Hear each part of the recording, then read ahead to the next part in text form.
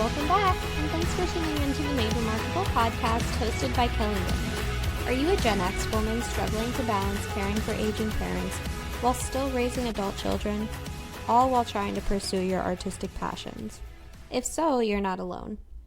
In today's episode, Kellee is talking with Lea Ann Slotkin to discuss the challenges and triumphs of finding one's true passion, no matter what phase of life you're in. Lea Ann shares her journey of letting go of multiple interests to pursue a more fulfilling and less tiring experience, finding her niche and building a business more effectively as she pivots into more of a coaching focus.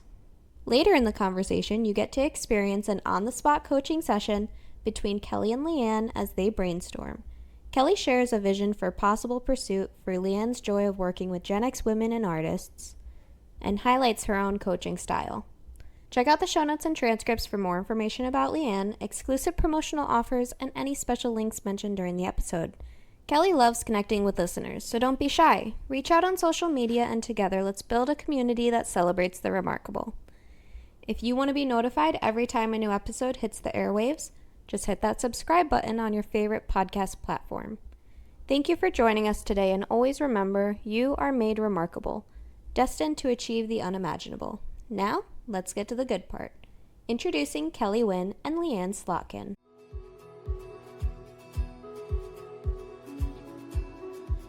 Well, hello. I'm Kellee Wynn, artist, author, mentor, fiercely independent mother and wife, and the founder of a multiple six-figure creative business.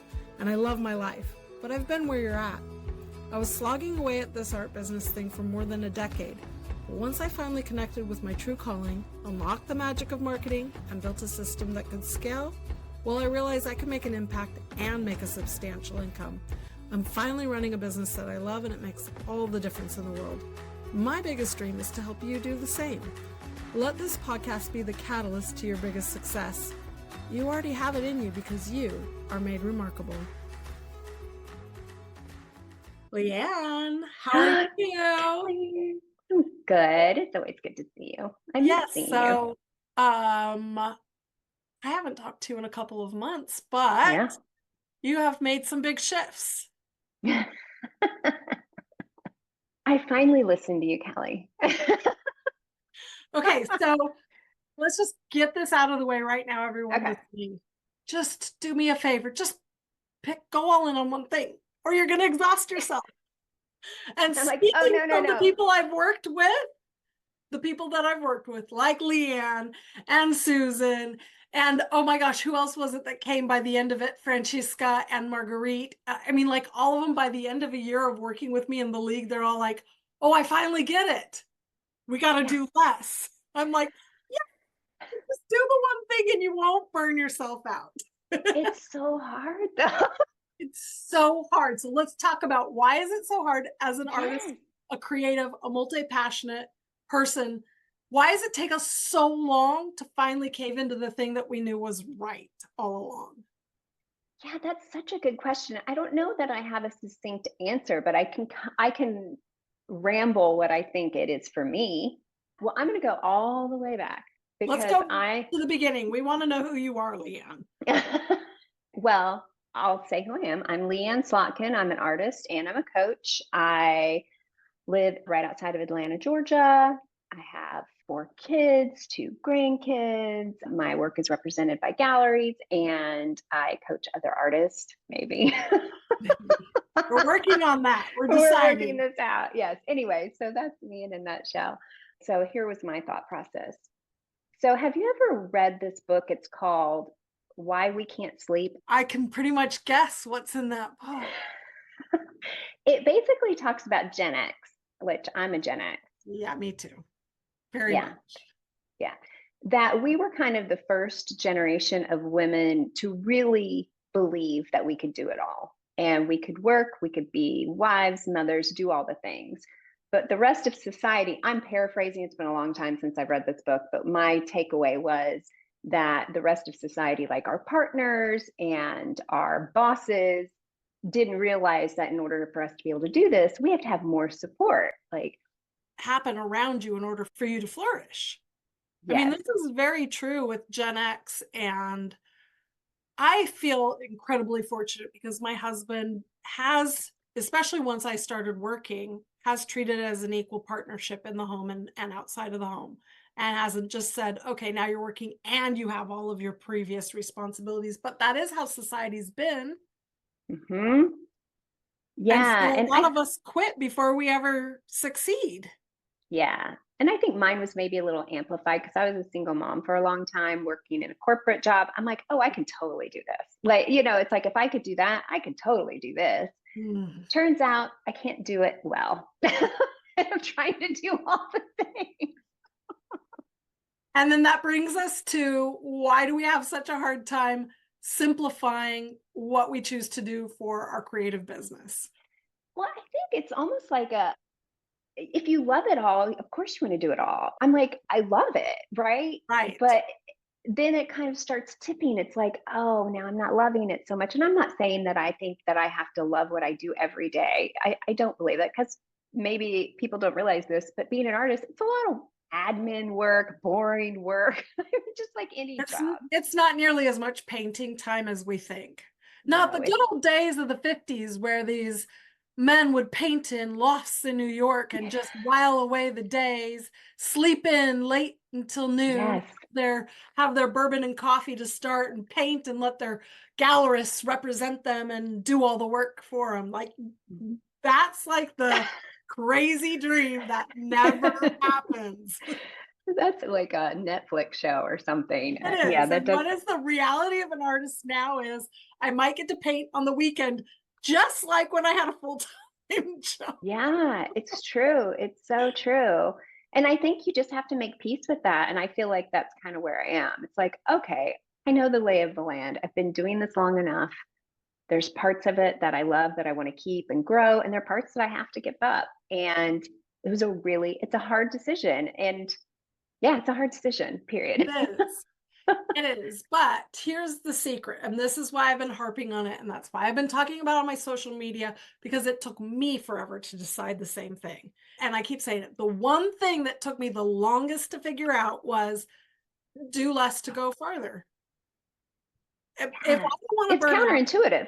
it is counterintuitive. We are told to do 7 different streams of income, Mm-hmm. or more or less, or I don't know what this, I see that all the time, people teaching this, and have your print on demand, and then teach this class, and have a Patreon, and go ahead and do these workshops, and write a book while you're at it, and here's some downloads. And it's like, you can't do all the things. You're going to totally burn out. But if you put all your energy into one and do it really well, and do it on repeat and do it on repeat, and become known for it, then guess what? You're actually going to make more money with less energy.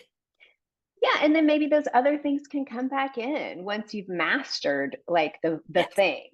absolutely. And other things can then be your little passion project on the side. It's like, okay, now I finally have time to make more art, like I always wanted Yes. to do in the first place. It's like, because I have these systems in place to build the business and to make the income for the business, then the pressure isn't on so much that I finally have these hours of explore time, of play time, of creative Mm-hmm. time, developing new ideas and seeing where it takes me. But I couldn't get to that point until I let go of a lot. And that's the realization that you've come to, and Mm-hmm. many other people who I've worked with, that resist this idea of to just go all in on one thing because they're multi-passionate. They don't want to let go of anything. And yet I always ask, where's that getting you? Mm-hmm. Are you getting the results you want? Yeah. And I think it can be a little hard to answer that question because it's not like you're not getting any results, right? It's not like Right. things aren't quote unquote working. Like Lea Ann 5 years ago, can't imagine where Lea Ann is today. But you see, and I think that's the beauty of being in a group program like yours, is that you witness people killing it and doing the thing, and you're surrounded by all this energy, and it's really seen behind the curtain of, one, how much work it takes, and two, how great it can be. How great it can be. Mm-hmm. And that's the part that we just sometimes don't open up our minds to, realizing what the actual potential is. Yeah. Well, can I ask you a question? Of course. Did you have to mourn, like letting go of part of it? Was that hard? Was it sad? How did you feel? That's a great question. I love it because you're also a podcaster and you've done interviews, so you understand how to turn the table.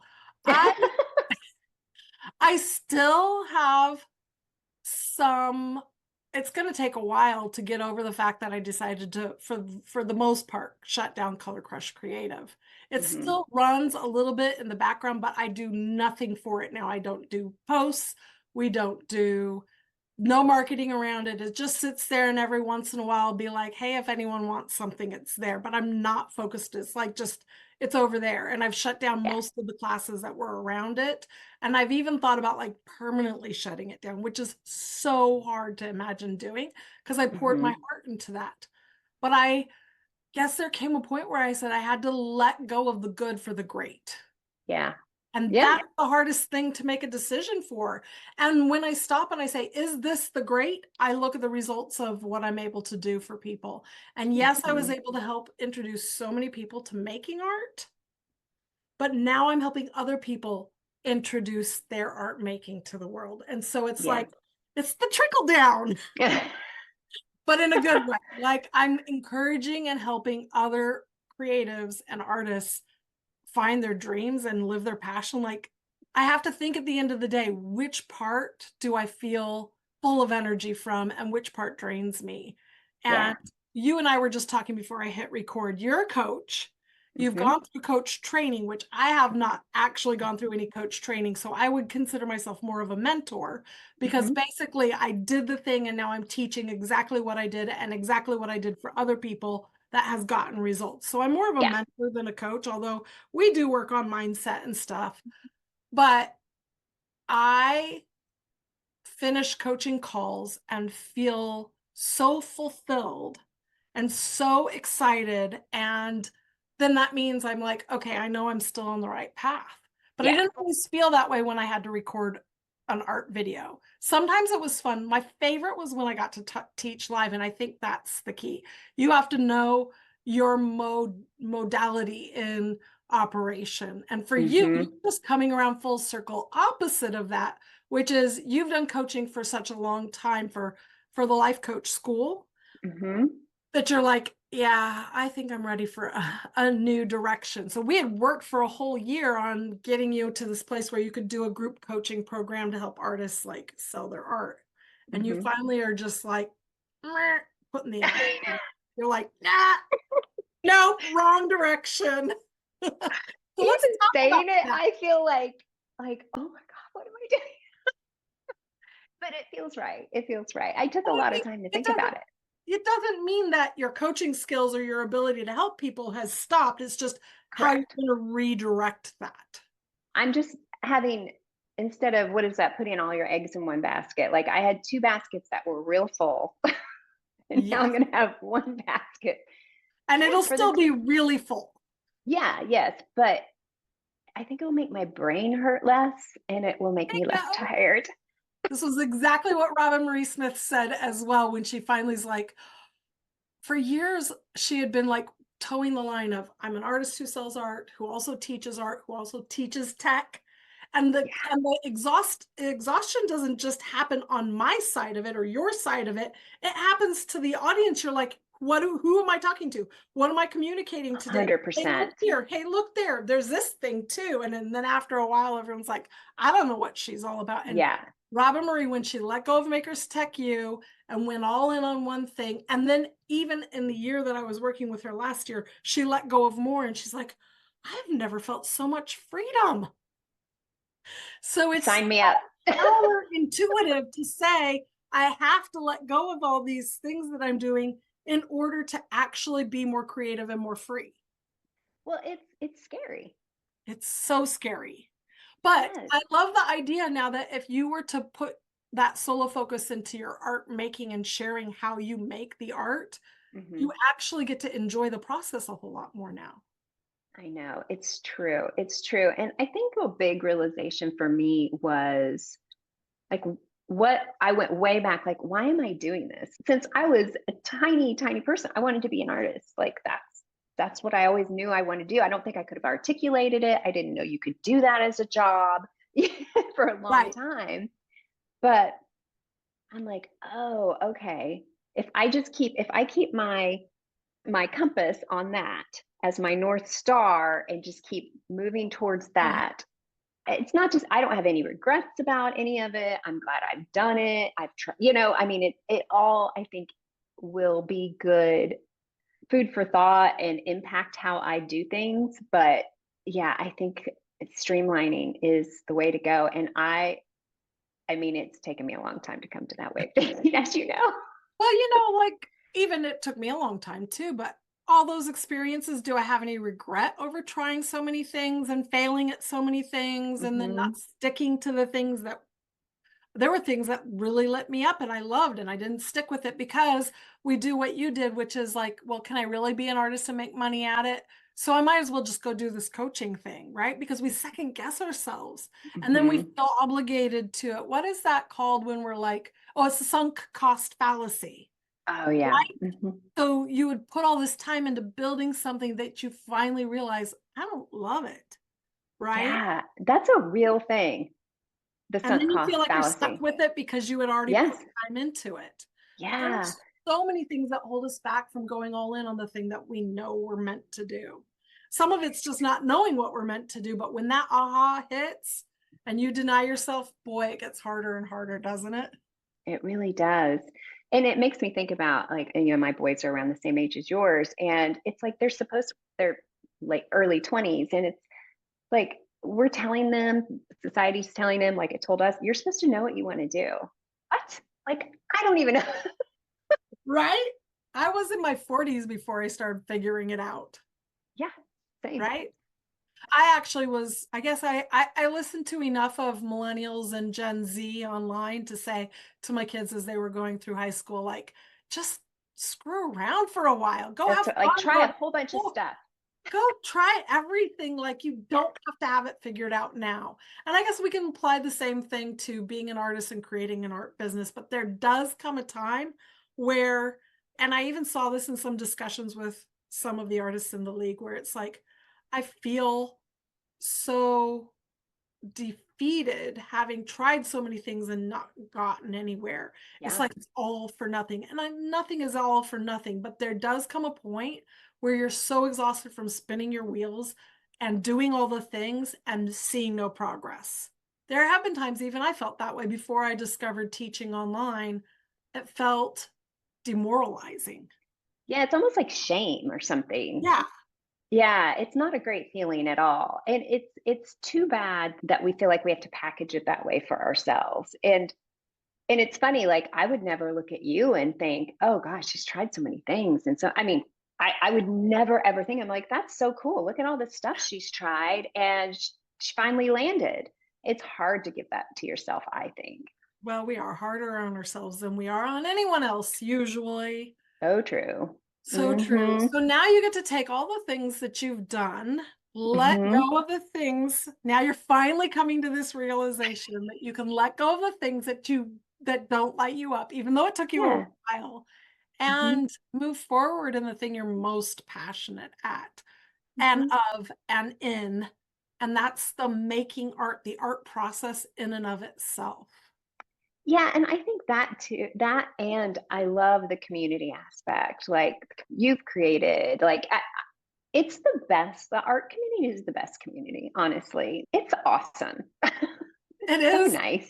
And I think we're incredibly fortunate. I've heard a few wild rumors about some things that might have been not so nice once a long time ago. But I mean, like my entire experience has been, generally speaking, just so outrageously wonderful that like I can't complain. Yeah. And it's just like also trusting your intuition, or me trusting my intuition. It's like if I'm going with this in this direction, like stopping to say, how do I feel? Really asking myself, how do I feel? Not what I think I want my results to be, but when I think about this, like a year from now, 5 years from now, how do I feel? And I think that's really helped me tune into what's right for me. I love that. And I am still learning that lesson about intuition because I ignored it several times this year. I will talk about it later in this year when I've gone through my own personal process and healing through the mistakes that I made, and then the losses I've had and the stress. And many people who know me know that it's been a really hard year. But I would say one of the reasons that made it harder is that I wasn't listening to my intuition along the way about what's the right thing to be doing at that time. And we ignore that because we either have desires or we're not trusting of ourselves enough. And so that's a huge growth leap for me as well. I think that's something that I'll always be paying attention to and trying to figure out. I don't know that it's something that I'll ever arrive like, oh, I just trust my gut, or, but I think I have to get really purposeful about listening to it. And that's one of the good things about my coaching training is the tools that I have now that are wonderful help me tune into all that. But I have to use the tools. And sometimes I'm just like, I'm just going to stay busy. Like, that's my favorite thing. Yeah, me too. And that's when I can tell I'm avoiding, maybe thinking about things and all that. I know. We were just talking about the fact that you said, so how are you caring for yourself in this hard time? I'm like, well, I spent 6 hours power washing. Like, is that caring for yourself? But in some ways, yes. But yeah. Well, I think too, it's like we were saying you get immediate results. Like you start something, you finish. It's not super taxing. Like your brain doesn't have to really be thinking hard. My body was thinking hard. Yeah. The body said, oh, you are in your 50s now. So true. Yeah. I'm going to punish you a little bit, but you're right. I had a chance to just decompress for a whole afternoon. Water and fresh air. It was nice. But so good. Leaning into knowing who you are just takes time. And it's just fine, Lea Ann. Like, I know you've been through like these circles, and I loved working with you and seeing you figure these pieces out. But I also noticed I saw there was so much resistance that it was like, okay, where is the missing piece? But I like I said, I'm more of a mentor than I am a coach. So it's not really like, I try to encourage each person that I work with to lean into who they are and what they want and what their desires are. But you have to come to that realization for yourself. Yeah. And I think that's like going back to the beginning of the conversation. It was like, I don't know. It didn't like personally feel like resistance in my body. It felt like confusion. Like, where do I put my time? And it was just like, I was just barely touching or scratching the surface of two things and not really moving forward in either. Yeah. And there we come full circle. That's what it felt to me. Doing the one thing makes it so much easier. I mean, that is a lot. Building a business is no joke, but trying to build more than one business at a time, which is really what it is if you have different ideal customers for each thing that you're building, a different process for each thing that you're building. Then you have to build like the relationships for each thing you're building. And this is the part where I'm like, we don't have infinite energy to do this. In fact, I'm working on a demonstration. One of these days, I'm really going to get that YouTube channel going. I keep talking about it, but I'm working on trying to explain the idea of this, like the deep versus wide, and how much energy it takes for each of those things, that if you compound that energy going deeper and deeper into the one thing, you expend less energy and make more money. Yeah. And I mean, don't get me wrong, I love making money. I think that's awesome, especially as artists. I want every artist to make a lot of money, as do you. But also, it's just like the personal toll. The personal toll. Yes. Yeah. And then I will make excuses and be like, I'll say to my husband, like, if I'm feeling frustrated or down on myself about it, I'll say, well, it's not like I'm digging ditches. And he's like, it does. Why do you do that? Like, it's hard work. It's hard work. And some days it feels like digging ditches. That's for sure. It does. I actually think maybe digging ditches might be easier, because like watching, you dig a ditch and you have the results. You have a ditch. You have a ditch. But it's really cool when you build a business and you build the list and like you're building a list and you're like, oh, and now I have a list and now I have customers and now I have an offer. And it's like, oh, I did build this myself. Yes. Yes, absolutely. Cool. Yeah. It's really good. So other than figuring your stuff out, Lea Ann, what else would you say was some of the biggest ahas that you had over the last year working with me in the league? I mean, I continue to be and was so impressed by the people in your group, people that I've now become friends with. And I really and truly feel like if I had any kind of question, I could, message them and get an answer. Like it's just being in that kind of supportive community was a really big deal. And just really being so impressed and in awe of what they can create, what people create, and not just the artwork, but the business, and not being afraid to tackle the tech or not tackle the tech and then hire it out, and really being able to know yourself well enough and be able to try things, have them work or not work, and just keep moving forward. There's a lot of resiliency in that group. Very much. I'm incredibly impressed too with how much they showed up for themselves and for each other. Yeah, we definitely grew a very deep bond, which is why I didn't want the year to come to an end. And many people stayed on, and some were ready to go and have wings, which I love. I created the thing that I always wished that I had. Yeah, absolutely. And that's usually like the best thing then. Absolutely. Yeah. So and where do you feel like go ahead. Oh, I was going to answer your question another way too.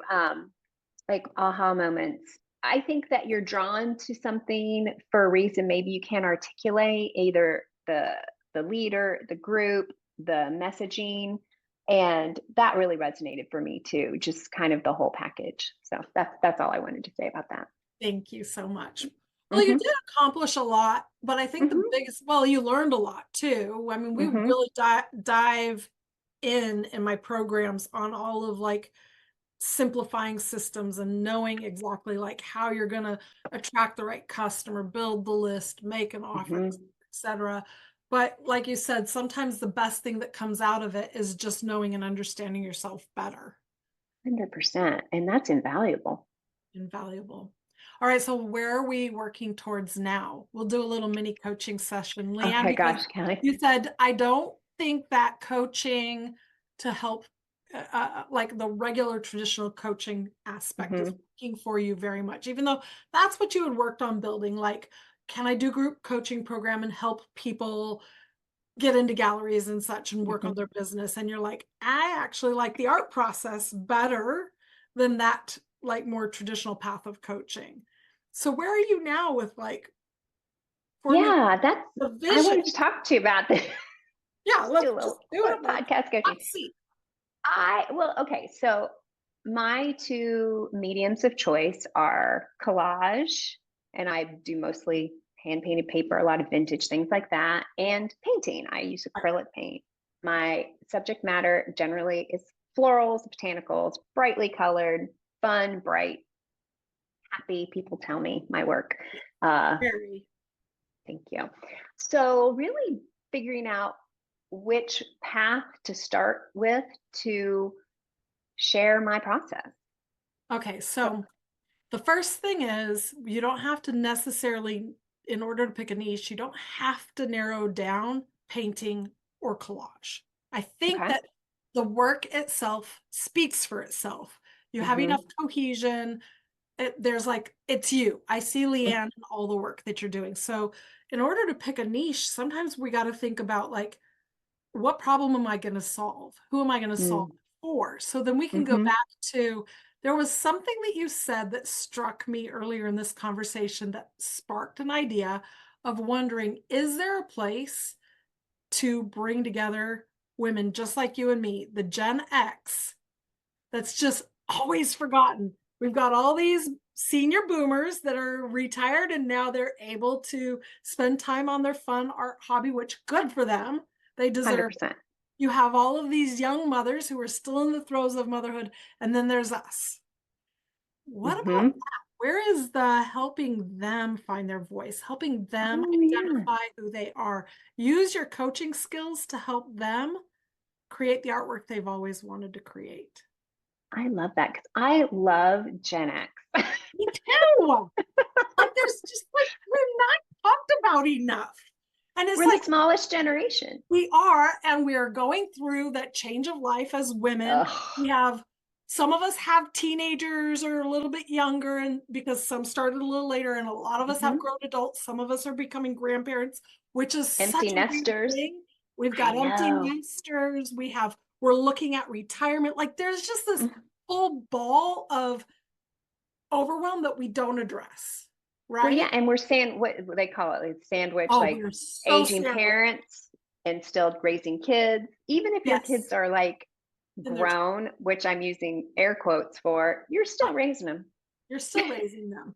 Absolutely. And so no one really talks about these sandwich years. Although I Mm-hmm. met somebody this year a little bit earlier when I was at Alt Summit. That's like Mm-hmm. a creative summit that I went to in Mm-hmm. Palm Springs.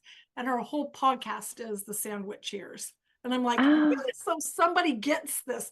I wish I could remember her name. I'm so sorry. We'll put it in the show notes. I'll go search it because I feel like that's an important thing to talk about. yeah. But so when you create a niche or you create a business model, it doesn't have to be just what I do. I create Okay. paintings or I create collages. That's your style, that's your voice, that can evolve, but it's more like who do you serve and what problem do you solve?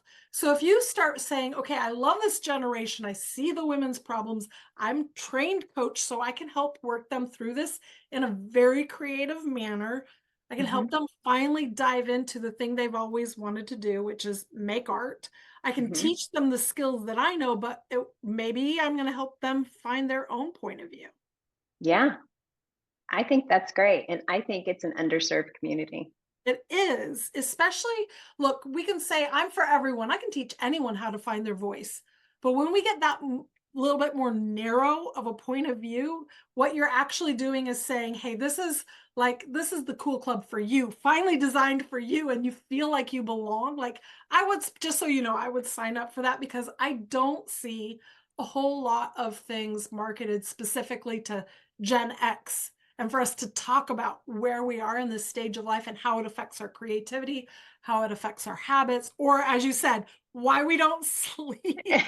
So it's not like if you created something that it's like we've got to deal with the menopause and I'm going to teach you all about menopause, although I know somebody who's doing that and she's so fabulous for that. She's got a whole program, but it's more like we're going to dive into our creativity and we know all this other shit's going to come up while we're doing it. 100%. And at the same time, we can talk about our favorite like 80s bands and the Right. concerts we went to.